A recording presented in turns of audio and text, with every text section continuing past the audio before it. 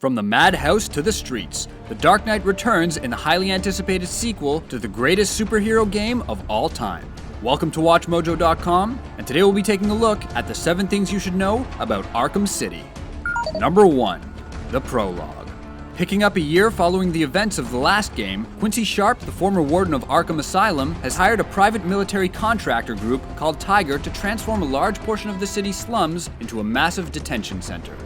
There, inmates are given free rein with the condition that they do not attempt to escape, the ultimate goal being for them to kill each other off. Instead, the prisoners soon form gangs, with Batman's toughest enemies at the helm. Number 2. The Plot. Keeping a vigil over the highly volatile area, Batman is soon forced to intervene when Two-Face announces his intent to publicly execute Catwoman, the Caped Crusader's reoccurring love interest. At the same time, Hugo Strange, the psychiatrist in charge of the city area, has initiated his own secret agenda, which involves his discovery of the Dark Knight's true identity. Number 3. Gameplay and combat.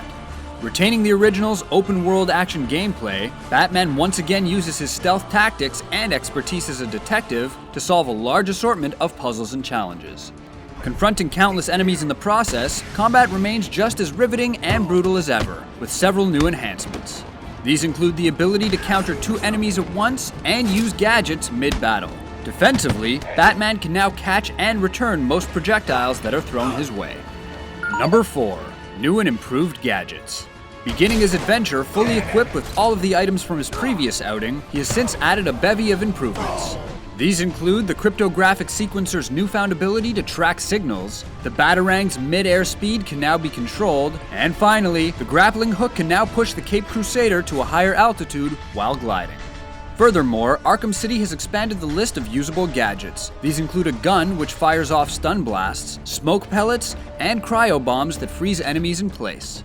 Most exciting of all, Batman can now summon swarms of bats with his ultrasonic emitter, in addition to listening in on radio frequencies and chatter with his new broadcast analyzer.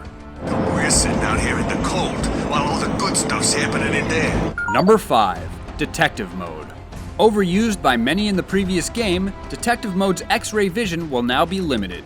Now, it must be brought up while standing still, instead of having the option to keep it toggled throughout the adventure. Despite seeming like a step backwards, this adds balance to the gameplay, and now displays enemies and evidence much more clearly. Number 6. Returning cast and new enemies. Fan of Kevin Conroy's Batman and Mark Hamill's Joker need not worry as the pair lend their spectacular voice talents to the series once more. And beside all of your favorite villains returning from the previous game, Arkham City now shines a spotlight on several other iconic nutjobs. This list includes the likes of Two-Face, Riddler, Penguin, Mr. Freeze, and Hugo Strange. Number 7. Catwoman's side story.